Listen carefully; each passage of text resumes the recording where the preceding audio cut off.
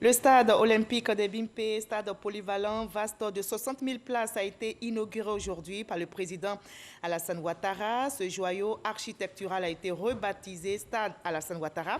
C'est le premier des 6 stades promis par la Côte d'Ivoire pour la CAN 2023. Lors de l'inauguration, on a eu le choc Africa à SEC Mimosa, soldé par la victoire de la SEC Mimosa 2-0. Le chef de l'État a également lancé les travaux d'élargissement de la sortie est d'Abidjan. Le tronçon qui part de la zone industrielle de Yopougon au poste à péage sur la route d'Adzopé est long de 23 km. Les travaux vont coûter plus de 52 milliards de francs CFA, un montant cofinancé par l'État ivoirien et la BAD.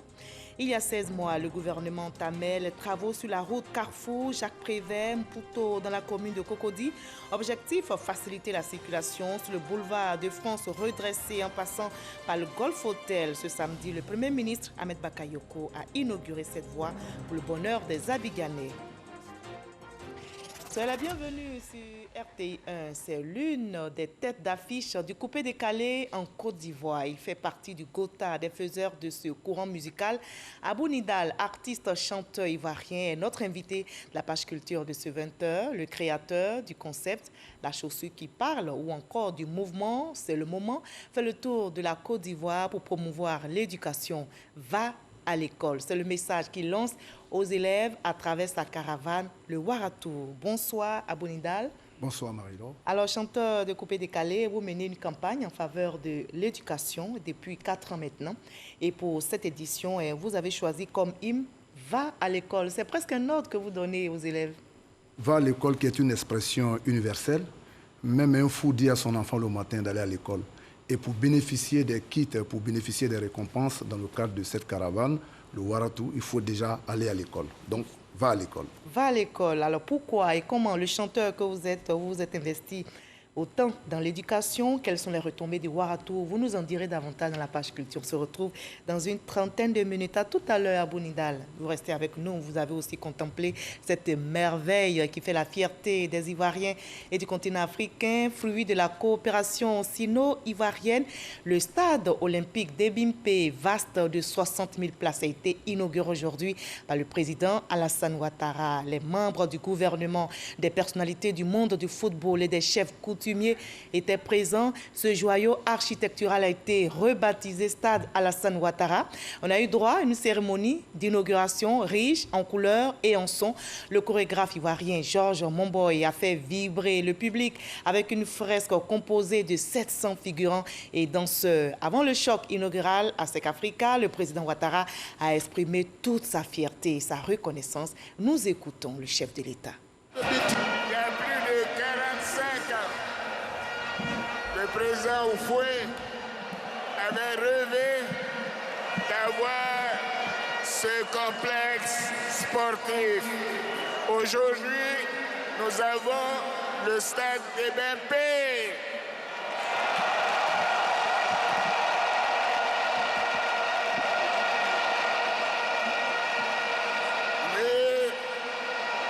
Un vrai stade olympique de 60 000 places.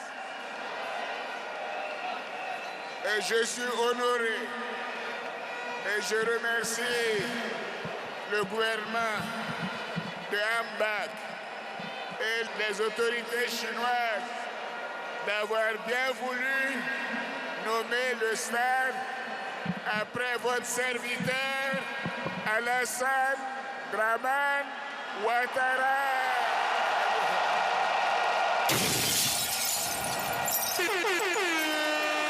Voilà, 46 ans après, nous avons le stade olympique d'Ebimpe. Oui, c'est le témoignage de la place que le gouvernement accorde au sport dans le cadre de notre politique de bien-être de nos populations et particulièrement des jeunes. Et vous savez que feu le Premier ministre Amadou Gon Coulibaly a œuvré spécialement pour la réalisation de ce stade.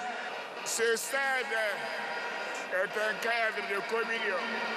Voyez-vous, ce n'est que le début, parce qu'il y a d'autres stades que nous sommes en train de construire, que ce soit à Boaké, à Korogo, à Yamoussoukro, à San Pedro. Voilà pour la CAN 2023 en Côte d'Ivoire.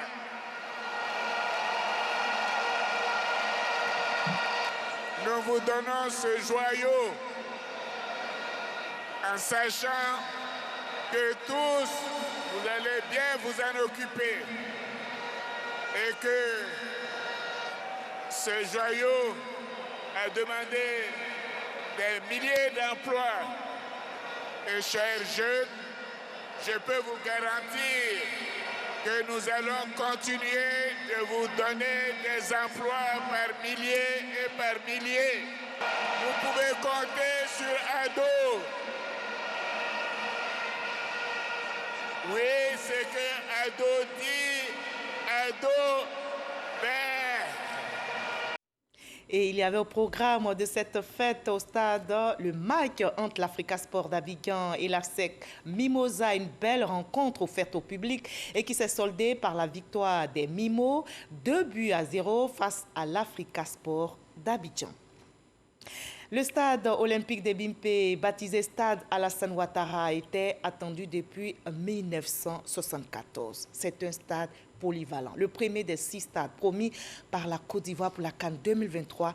Mais quel est l'historique de ce joyau, fierté de notre pays et de l'Afrique entière?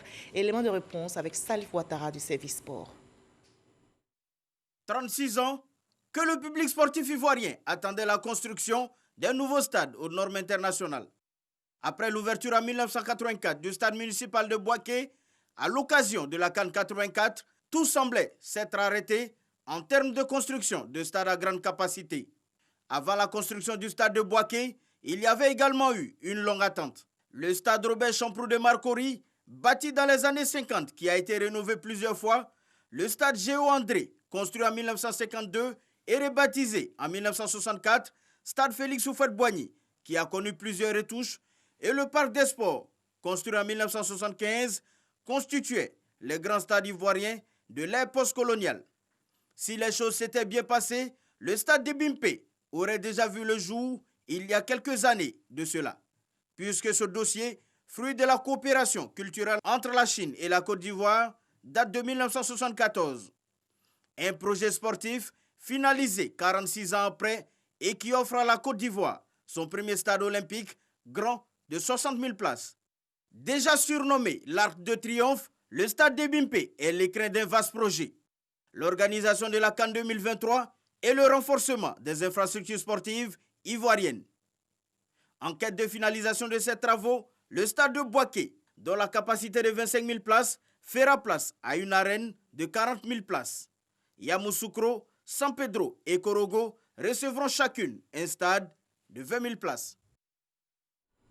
Et la Côte d'Ivoire est en chantier. Le président Ouattara, justement, en se rendant au stade olympique de Bimpe, il a marqué une escale au niveau du carrefour Ndoutré, c'est dans la commune d'Abobo. Il a lancé les travaux d'élargissement de la sortie est d'Abidjan, le tronçon qui part de la zone industrielle de Yopougon au poste à péage sur la route d'Azopé est long de 23 km. Les travaux vont coûter plus de 52 milliards de francs CFA.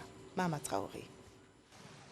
Abobo, carrefour Ndoutré, l'un des points de jonction de la principale voie qui relie le district d'Abidjan aux villes de l'est du pays jusqu'à la frontière Côte d'Ivoire-Burkina Faso.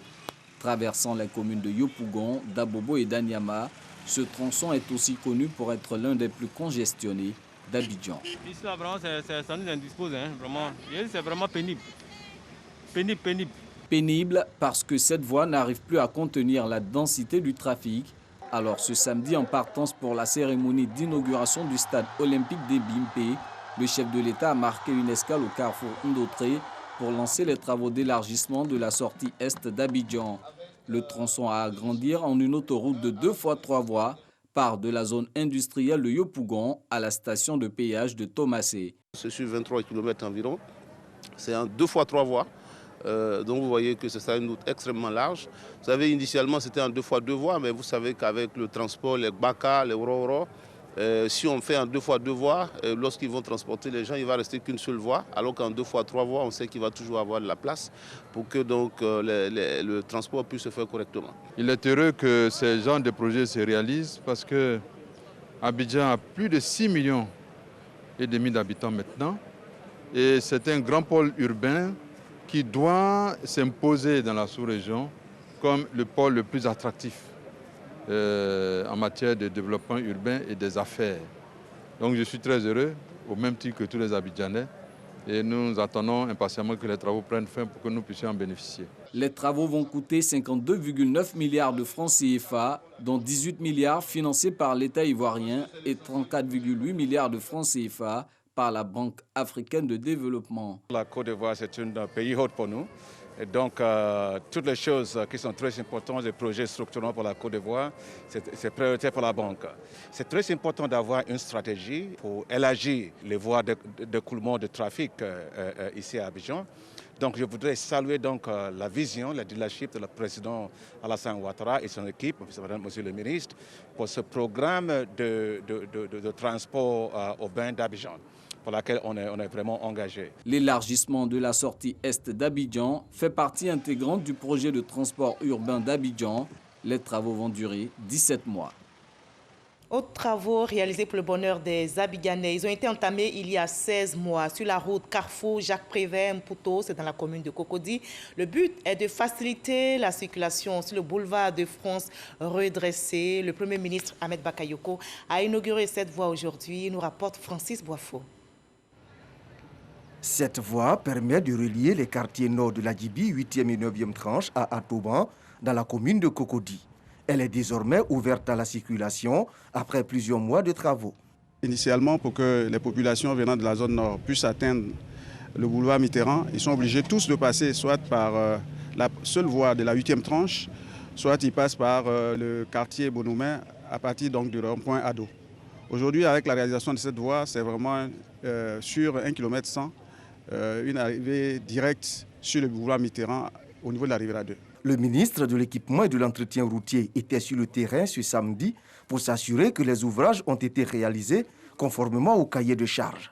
Amédée Kofi Kouakou était accompagné par le ministre-gouverneur du district autonome d'Abidjan, Robert Begré-Mambé. Le président de la République est au travail avec le gouvernement et tous ceux qui peuvent contribuer à faire rayonner Abidjan, et nous ne pouvons que féliciter le ministre des Infrastructures économiques et ses collaborateurs pour ces grands projets qui confèrent à Abidjan une autre dimension.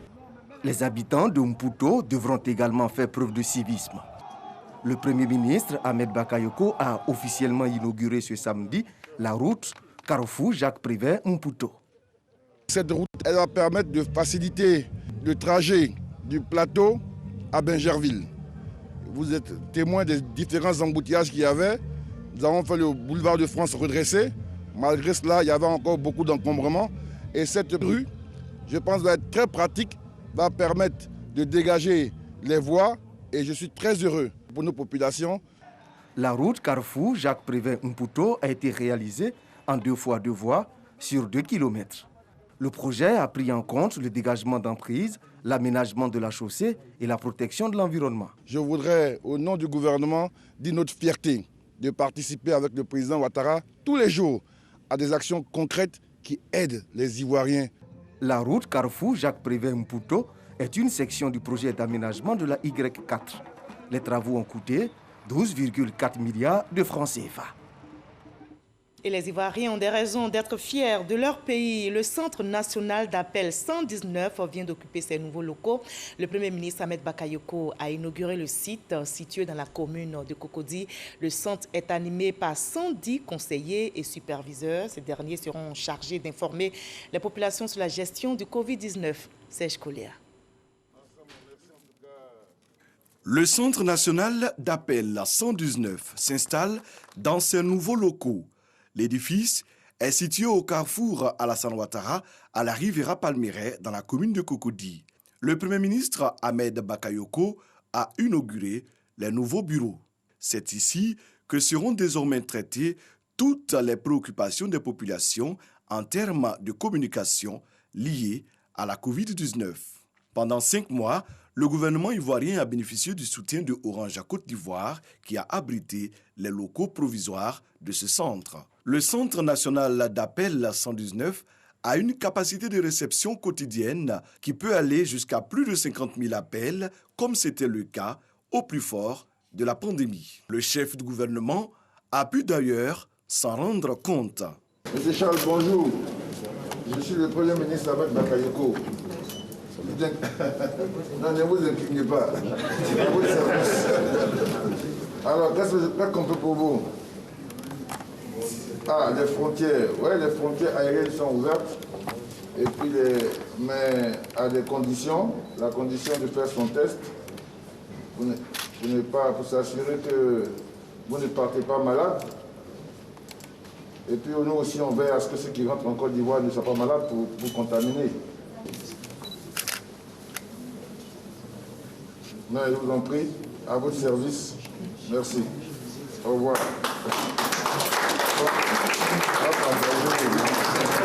Le Centre national 119 marque la volonté du ministère de la Communication et des médias de renforcer la vigilance dans le cadre de la lutte contre le coronavirus.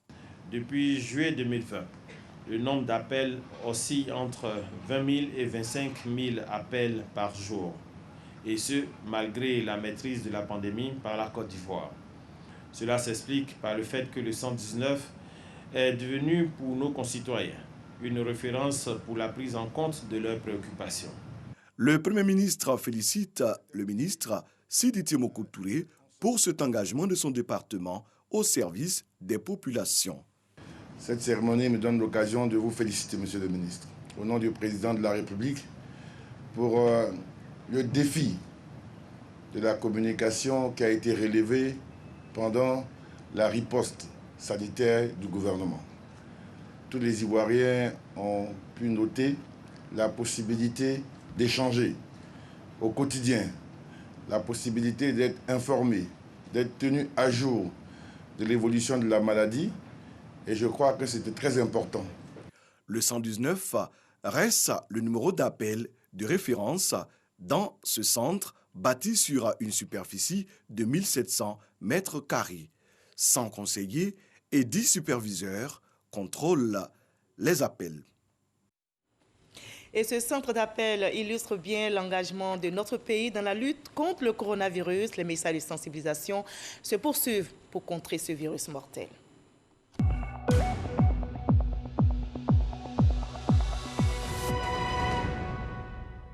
Le coronavirus sévit et menace toujours notre santé. Ce samedi 3 octobre, on dénombre 56 cas confirmés sur 896 échantillons prélevés, 64 nouvelles guérisons, 0 décès. La Côte d'Ivoire, notre pays, compte à ce jour 308 cas actifs. Attention donc à ne pas relâcher dans l'observation des gestes barrières. Préservons notre santé et celle des autres en appliquant scrupuleusement ces gestes simples, mais ces gestes qui sauvent. Depuis le 1er octobre, le cacao ivoirien est à l'honneur à Yamoussoukro. C'est la journée nationale du cacao et du chocolat. Les transformateurs locaux exposent leur savoir-faire du chocolat made in Côte d'Ivoire, à base du cacao ivoirien bien sûr, mais également de nombreux produits dérivés ont retenu l'attention des visiteurs, dont faisait partie Jean-Luc Bambo. Le cacao ivoirien dans tous ses états à la JNCC 2020, la journée nationale du cacao et du chocolat. En beurre, en poudre, en tablette, l'accent est résolument mis sur la transformation. Mon père, Kbayin Kouadeni, a vendu des fèves. 60 ans après, moi, je dois ajouter une valeur à la fève. Je vais vendre des fèves, certes, mais je dois faire des produits qui viennent du cacao, à savoir le chocolat, la poudre, le beurre. Du cacao transformé à l'état pur, mais également associé à d'autres produits locaux. Nous avons essayé de mettre ce cacao dans du sorgho, la farine de sorgho.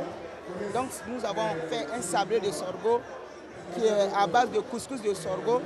Et nous avons introduit la pâte de chocolat, que nous avons fait de chocolat marbré. Ça veut dire que nous pouvons transformer tous ces mets en y ajoutant du chocolat. Des transformateurs locaux totalement décomplexés qui peuvent compter sur l'appui et l'accompagnement de la recherche scientifique. On met à la disposition des paysans des variétés performantes.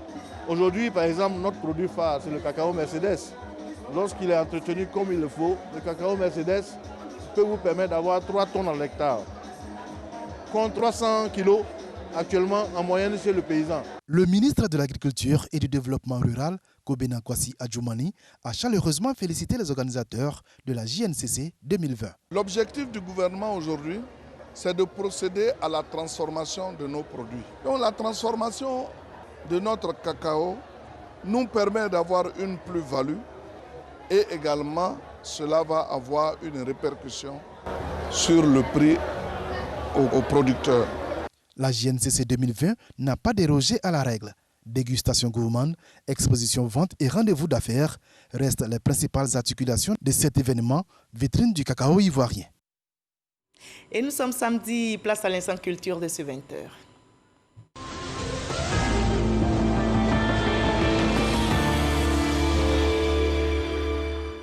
Voilà, on passe à l'entretien avec l'invité de la page culture de ce samedi. Je vous retrouve avec plaisir à Bonidal. Vous êtes initiateur, promoteur du Warato. Que signifie Wara? Alors, avant tout... C'est un langue malinké, n'est-ce pas? Voilà, donc je disais, avant tout propos, j'aimerais rendre hommage à un grand homme, le parrain naturel du Warato, qui était son excellence, M. Amadou Bon Coulibaly, qui était le parrain naturel du Warato. Alors, pour revenir proprement dit à la question, le Wara, c'est le lion. Et le lion, il est leader. Donc je dis à nos jeunes, nous sommes déjà éléphants. Et l'éléphant, il est le chef de sa tribu. Donc réveille le lion qui dort en toi pour se surpasser, pour être premier de ta classe. Donc le Waratou, c'est un peu ça. Il faut réveiller le leadership, il faut réveiller le lion qui dort en toi. Le champion qui est en toi. Voilà, justement. Alors, chanteur du coupé décalé, vous promouviez autrefois le travaillement, le boucan. Le travaillement, c'est exposer sa richesse en jetant les billets de banque, on vous l'a vu faire, faire le malin aussi. Et aujourd'hui, Abou Nindal change de cap en s'investissant dans l'éducation. Alors, dites-nous, quelle est la raison de ce revirement? Alors, il faut dire qu'un enfant naît et il grandit. Donc, le coupé décalé est arrivé en Côte d'Ivoire en 2002, lorsque le pays, il y avait des troubles. Donc, on a donné de la joie un temps soit peu. Donc, 18 ans après, je me dis, il faut qu'il y ait de la maturité, il faut donner une nouvelle orientation. Donc, tous nos amis faiseurs de coupé décalé, les initiateurs, je veux parler d'Uxaga, Mola, Lino Versace, Borosandi, pour ne citer que ceux-là sont devenus aujourd'hui des chefs d'entreprise. Donc, le coupé décalé ne doit pas que faire danser la jeunesse. Donc, c'est le combat aujourd'hui d'Abou Nindal. C'est vrai, le béaba du coupé décalé, c'est de faire danser. Mais si on peut aussi inculquer des valeurs à notre jeunesse, je pense qu'on sera utile encore dans la société. Et justement, c'est ce qui vous a poussé donc à initier le Waratou, qui a sa 4e édition. Vous l'avez lancé en mars dernier et malheureusement, il a été suspendu pour cause du Covid-19, mais il a repris. Tout à fait. Alors, quelle est votre stratégie sur le terrain pour inciter les élèves à aller à l'école? Alors, tout le monde est conscient de ce qui se passe avec la Covid-19 qui nous a fait stopper cette année l'édition 2020-2021. Alors, pour la relance, nous ne sommes pas restés les bras ballants. Nous avons sorti un single pour dire aux jeunes d'abord d'aller à l'école. Et ce single-là, on peut avoir une idée rapidement? Voilà. Alors, j'ai dit d'abord aux jeunes filles, fermez les jambes, ouvrez ton cahier, fermez les jambes, ouvrez ton cahier, car un jour c'est l'école qui va te payer. Ne sois pas déçu d'avoir échoué. Et je dis aux jeunes, par exemple, de se battre pour réveiller le lion qui dort en eux et de ne pas être violent dans les écoles. Parce que c'est déjà une chance pour eux d'être des écoliers. Combien de jeunes aujourd'hui qui ne vont pas à l'école? Donc le combat que nous menons... Sur le terrain, vous alliez chansons et messages de sensibilisation et les enfants adhèrent, les parents d'élèves aussi. Parce que c'est diverti par la musique, éduqué par nos messages de sensibilisation et encouragé par les kits scolaires et les ordinateurs. Parce que vous distribuez les kits scolaires. Abou Nindal a tout ce financement pour le faire, Oui, j'ai le financement parce que le financement pour moi c'est la santé. C'est la santé d'abord. Et on n'a pas besoin d'être multimillionnaire, multimilliardaire pour donner un tant soit peu un ordinateur ou un kit scolaire à un enfant. Voyez-vous, souvent on est dans les boîtes de nuit où nos amis nous offrent des bouteilles de champagne en raison de 50 000, 5 bouteilles, 10 bouteilles. Donc ça fait déjà 5 bouteilles, ça fait 250 000. Bon, un kit scolaire, à 25 000, vous avez un kit scolaire. Donc si chacun pouvait, ne serait-ce que redistribuer le peu qu'on gagnait. Et voyez-vous, moi j'ai commencé ma promotion de proximité dans les écoles. Et aujourd'hui, quand je reviens vers ces élèves-là pour leur dire merci et distribuer un tant soit peu avec nos partenaires, d'ailleurs, parce que je ne le fais pas seul. Vous avez des partenaires qui vous accompagnent, c'est suffisant? Ce n'est pas suffisant, d'ailleurs. Voilà pourquoi, de manière solennelle, nous allons tendre la main encore à l'État de Côte d'Ivoire pour nous accompagner. C'est vrai que nous travaillons sur l'égide du ministère de l'Éducation nationale, mais nous disons aussi au ministère de la Jeunesse, de l'Emploi jeune, de nous accompagner parce que le Waratou, c'est quelque chose aujourd'hui... Promeut des valeurs. Promouvoir des valeurs à la jeunesse. Et vous aujourd'hui, vous avez dit cette jeunesse est en quête de modèle. Aujourd'hui, vous voulez vous présenter comme ce modèle et vous exposez votre vie, vous rendez votre témoignage. Vous m'avez dit en off, vous avez dû suspendre vos études, mais ça ne vous a pas empêché de réussir. Alors, issu d'une famille très nombreuse de pères polygames, mon père a fait 38 enfants, ma mère en a fait 15. Il fallait se battre d'abord dans sa propre famille pour avoir déjà de la visibilité. Donc moi, je partais déjà cirer les chaussures. C'est avec cet argent que je mangeais à la récréation. Donc j'ai dit, si Assalfo est parti dans Noumambo, qui offre des écoles à la Côte d'Ivoire, si Tikendia, à travers le reggae, offre des écoles à la Côte d'Ivoire, le coupé-décalé par excellence, qui est la musique adulée par les jeunes, on ne peut pas rester indifférent. Mais il faut changer de cas, vous l'avez dit, parce que tout ce qui brille n'est pas de l'or. Pour vous, il faut que les jeunes arrêtent tout ce qui est facilité, argent rapide. C'est un autre message du coupé-décalé que vous donnez. C'est un autre message. Rapidement. Voilà pourquoi j'ai parlé de maturité. J'ai parlé de maturité. Je parle aussi de la non-violence en milieu scolaire. Je parle aussi des grossesses précoces. En tout cas, tout ce qui mine l'école. Parce que pour moi, l'école, c'est la lumière. L'école, pour moi aussi, comme j'ai l'habitude de le dire, c'est le socle même du développement humain et personnel. L'éducation de base, elle est très importante. Et je n'ai pas un niveau d'études très élevé, mais je sais que si j'avais continué mes études, j'allais aller très loin. Merci beaucoup, Abou Nidal. Merci d'avoir répondu à nos questions. Merci surtout de votre contribution à l'éducation en Côte d'Ivoire. Vivement que votre appel à être accompagné institutionnellement et financièrement soit attendu. Je ne suis pas venu les bras ballants. Je suis venu avec un kit scolaire pour vous. Voilà. Merci beaucoup, Abou Nidal. Merci. Voilà. Et c'est un message que vous lancez. Merci. Merci pour votre contribution. Aussi, moi aussi, je vais être premier de ma classe. Voilà.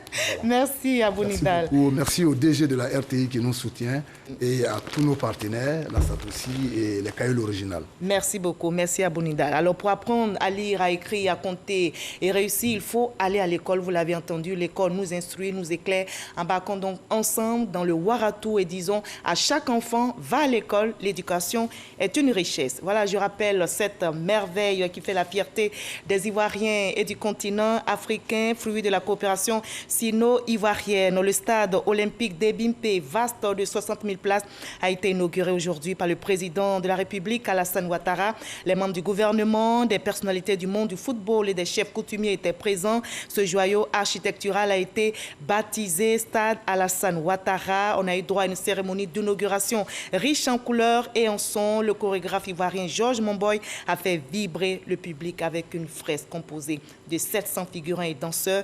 Et avant le choc inaugural à Sec Africa, le président Ouattara a exprimé toute sa fierté. La finale Miss Côte d'Ivoire a lieu aujourd'hui au Sofitel Hôtel Ivoire. Dans quelques instants seulement, on connaîtra la plus belle femme de notre pays qui succédera donc à Tara Gueye, Miss Côte d'Ivoire 2019. Pour le savoir, ne décrochez surtout pas. Après ce journal, la RTI retransmettra en direct la finale de Miss Côte d'Ivoire 2020. Celle qui portera la couronne de la plus belle femme de Côte d'Ivoire sera connue donc tout à l'heure. Et c'est sur RTI 1, pas de 23h donc en raison de ce direct. Demain, 13h, retrouvez Hamza Diaby et moi, je vous retrouve avec le même plaisir, toujours demain à 20h. Prenez soin de vous. Très belle soirée sur RTI.